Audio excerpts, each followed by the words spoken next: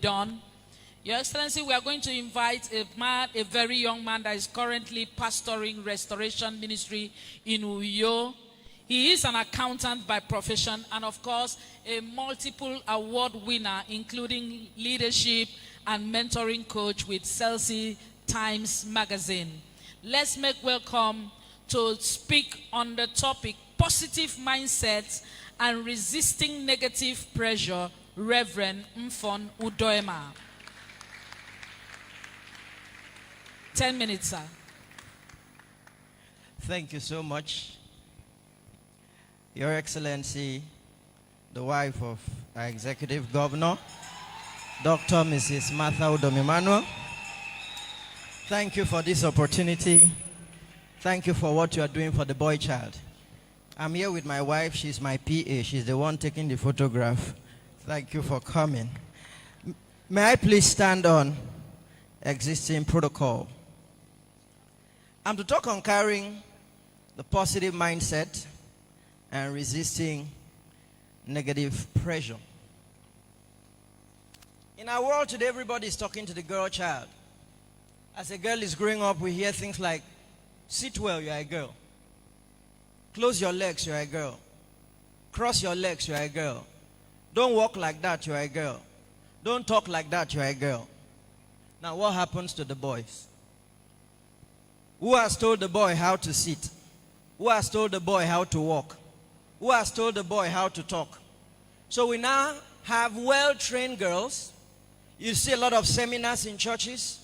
It's talking to the girls, the ladies, the women.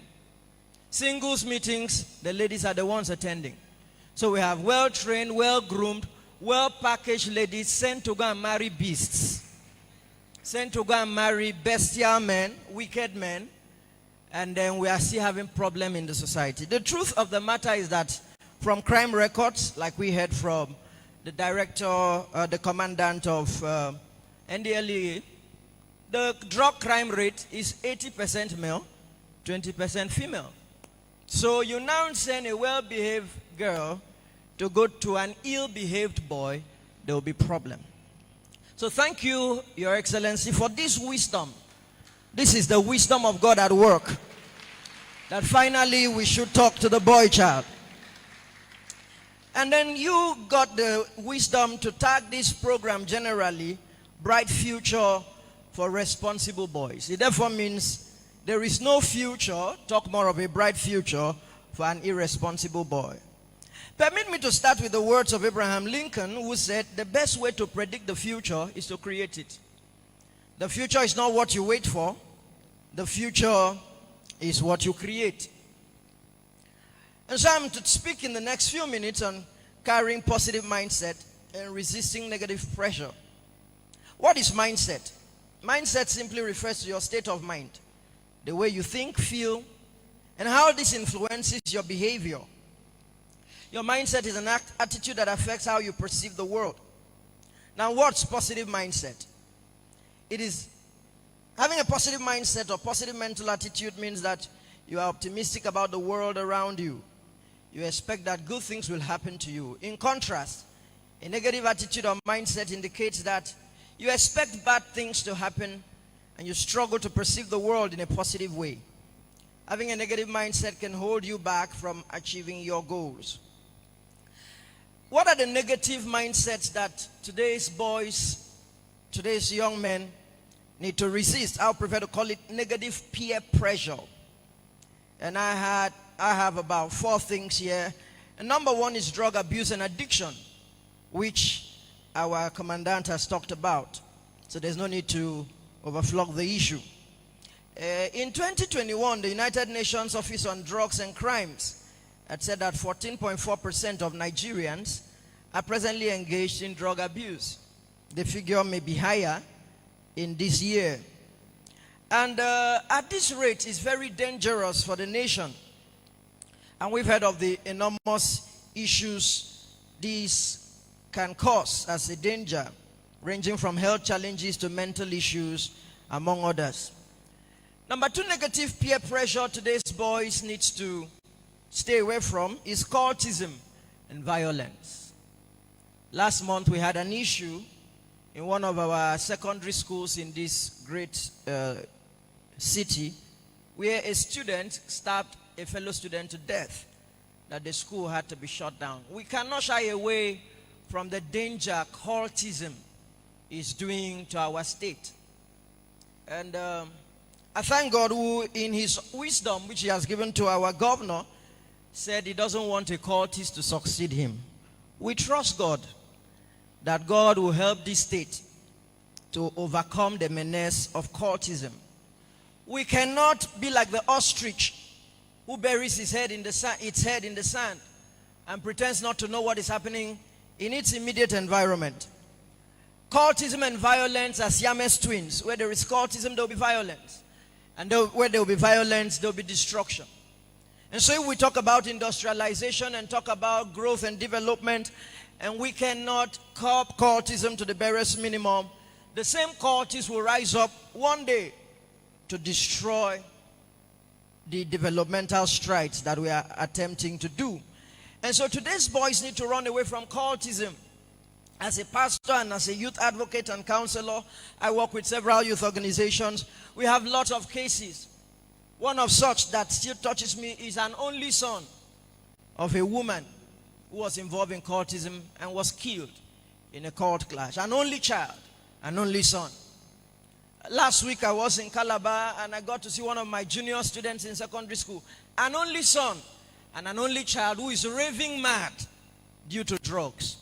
And so cultism is one thing. I'm begging the boys, thank God for this great privilege we have. Some of us didn't attend a conference like this till we finished secondary school and university. But thank God you have such a privilege. When anybody comes to market cultism to you, run away from it. In the book of Proverbs chapter 1, I think verse 10, he said, "My son, if sinners entice thee, consent thou not." Number 3, negative peer pressure to resist is dropping out of school. The school dropout syndrome is another challenge we are having. And it's becoming very high. And I realize as I do counseling in this state, a lot of young boys are dropping out in SS2 more than in any other class. SS2. You see them JS1 to JS2. Immediately they enter SS2, they stop coming to school. They are no longer serious in attending classes. And then before you know it, it's something else. And even though we have a free education policy in our state, when the people reach SS2, they are dropping out. Thank God the Commissioner for Education is here. Ma, please, I trust God He will give you the wisdom to try to see what is going on. A lot of our youths, a lot of our young boys are dropping out in SS2. And it will be a problem in the future when the girls are going to school, getting their bachelor's degrees, their master's degrees, their doctorate degrees, and then the only available men to marry them are dropouts. It will be a problem. Because when both parties come together, there will be a communication gap. And there will be insecurity and inferiority coming in with these men, and it will result into all kinds of things. So I want to encourage the young boys that are here. It's time to take your education seriously. And number 4, peer pressure. We need to resist, which is a great issue in our state today, is stealing, pickpocketing, robbery. We don't have large-scale armed robbery like other places, thank God. But we are beginning to face high-scale roadside assault. Somebody will just stop you on the road with a dagger and all that. And you look at these people, they are all young boys. Some of these boys are people that if you should corner them to the backyard, you and them, you will beat the hell out of them. But because they are armed with a pistol, with a dagger and all that. And so we need to also address this issue. Now, I've never seen anybody who has gotten a good life through stealing. And don't accept to be used as a thief for anybody. Because some of these boys have patrons and masters who whatever they steal, they go and make returns. And please don't also be tempted to buy gadgets, especially expensive gadgets at almost giveaway prices. Somebody stops you and sells an iPhone worth 250,000 naira to you for 4,000. Both you and the person that sold it are thieves. And so we need to see that is a problem. Now, how do we develop positive mindset? 7 points, and I hand over this microphone. Number 1, for the young boy listening to me, have a positive vision for your life. At age 12, Jesus Christ already knew what he wanted to do with his life. When his mother came looking for him, he said, "We see not that I must be about my father's business." So by age 12, Jesus Christ already had the vision for his life. There is a great man called Fidel Castro who was president of Cuba for a long time. It was said of Castro that at age 6, he had started telling his classmates, "I'll be the president of Cuba." At age 6. And so he started telling his classmates to be addressing him as the president. So when he comes to class, his classmates will stand up and salute him and call him President Fidel Castro. And before you knew it, one day it became a reality, because your vision is the visa to your future. God said to Abraham, "Look northward and southward and eastward and westward. All the land that you see, I'm going to give it to you." And so you may think you are young. No. Right now is the best time. This is the morning of your life. The first 25 years of your life are the morning of your life. The next 25 years are the noontime, the afternoon of your life, 25 to 50. And then the last part is the evening of your life. What you cannot see today, you will not enjoy tomorrow. So have that purpose, have that vision, and define it. A well-defined vision will determine how you live your life. Your vision will determine your association. It will determine your discipline, how you sleep, how you wake up, how you eat. Everything you do will be encapsulated around the vision that you have for your life. And let me let you know, you are not too small. In Jeremiah chapter 1, when God told Jeremiah, "Go and speak," he said, "I'm a child." God told him, "You are not a child. Go." So there are enough deposits of grace in you. Number 2, have value for knowledge and education. Malcolm X said that education is the passport to the future, for tomorrow belongs to those who prepare for it today. Albert Einstein said, "Education is what remains after one has forgotten what one has learned in school." Benjamin Franklin opined that if a man empties his purse into his head, no one can take it away from him. An investment in knowledge always pays the best dividend. And Victor Hugo equally said that he who opens a school door closes a prison. Take your education serious. Don't accept people telling you school na scam. School no be scam. There are some positions of life you will aspire to that you will not enter without education. Now, there is something education does for you. It gives you confidence. If an educated person and an illiterate person engage in a business, educated person will look more refined. Education refines you. Now, it's beyond the paper you carry called certificate. It's about the totality of what it will do for you. Education will refine you. Education will polish you and sharpen you to have a greater edge in society. Now, the word knowledge is a coinage of 2 words, know and edge. When you know, you have an edge above those that don't know. What has differentiated America from the rest of the world? One of it is education. Number 3 is that control your mind and think positive at all times. We are talking about positive mindset, and mindset is basically a function of your thinking, because how you think is how you live. Your thought determines your lot. If you must change your life, you must change the way you think. Number 4, how do I develop a positive mindset? Have a good mentor. If you visit a wildlife park, for some of us that have gone, or if you visited a wildlife park, you realize that you don't just move about the wildlife park. You need a tour guide to guide you. Is that so? Now, life itself is a wildlife park. We have a lot of wild animals in the form of wicked human beings. Apostle Paul said, "If after the manner of man, I have fought with beasts at Ephesus." The beasts he fought with were human oppositions. And so for you to go through life, you need someone that has already gone ahead of you. Someone that has done twice what you are attempting to do once. That's a mentor. Somebody you can be accountable to. Like our mother here talked about drug abuse. I remember when I got admission in my first year in University of Calabar to study accounting, there was somebody I knew many years ago when I was in nursery school, and I met him in the Faculty of Management Science. He was doing marketing. And he started disturbing me. It was later I realized he wanted to push me into cultism.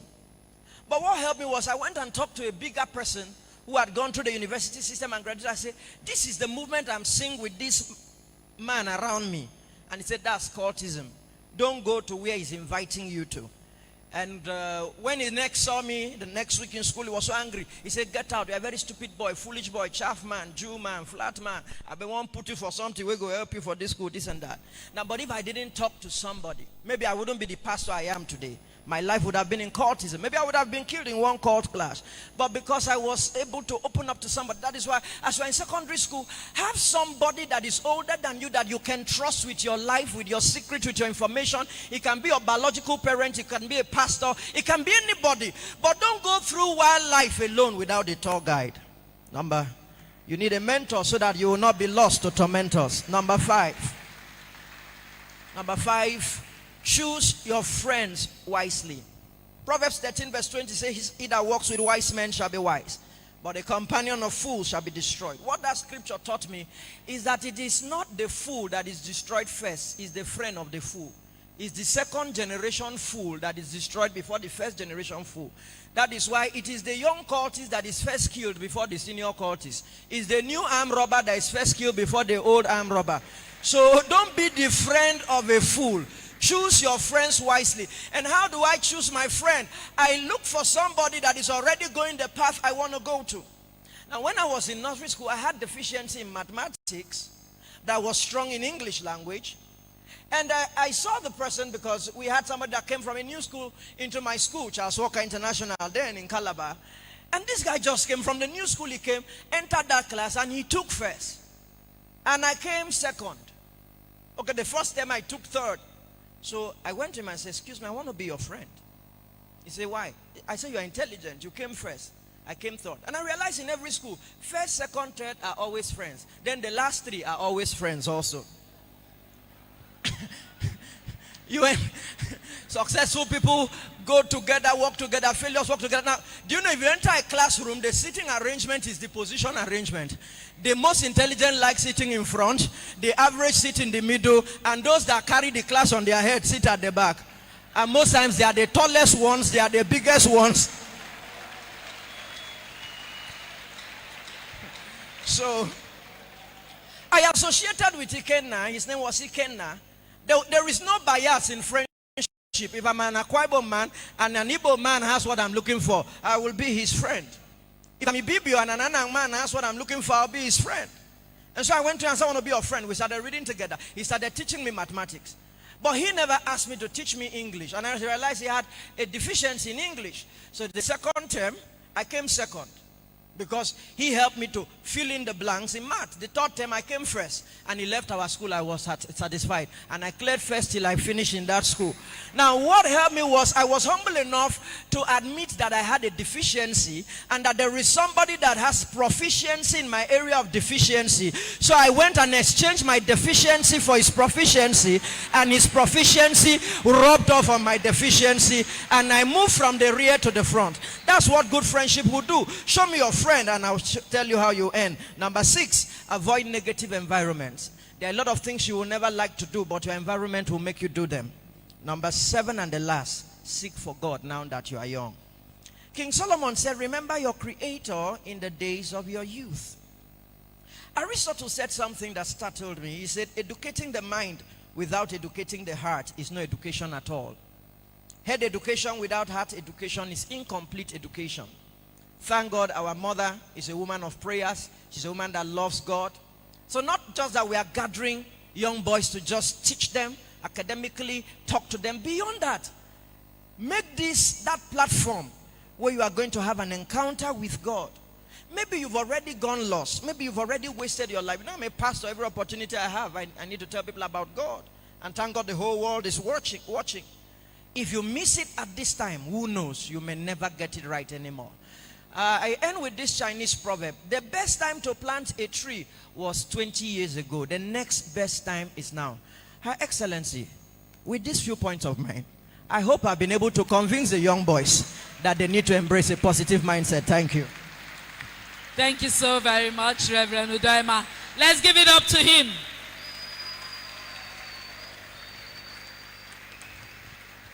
Thank you so very much. Have a tour guide. You're going through the park with wild animals. You may not come out alive if there is nobody to guide you right. That was a very, very interesting one. And of course, I will not forget the last three in class are always friends. Please check who is your friend. The person is influencing your performance in school. Your Excellency, at this time, we are going to take a testimony. Your Excellency, you have impacted life. You have, the first edition of this program, you raised someone who turned his back against drugs and turned his back against cultism. And today he is going around in schools telling other students not to do it because he narrowly escaped dying on that path of wild animals. Your Excellency, let's make welcome one of the youngest chieftaincy holder in Akwa Ibom State, Iwad Nkparawa, Obong Nkparawa Iwad Aniekan Tom. Please come. He is going to tell you in the language that you understand. Build the youth, build the nation, destroy the youth, destroy the nation. Our Excellency, Etie Kam Parawa, Akraba Koika, Ekawem, Yaito Wemusong Fian Mommy. Mommy made your okay kono yung bongenda pandap.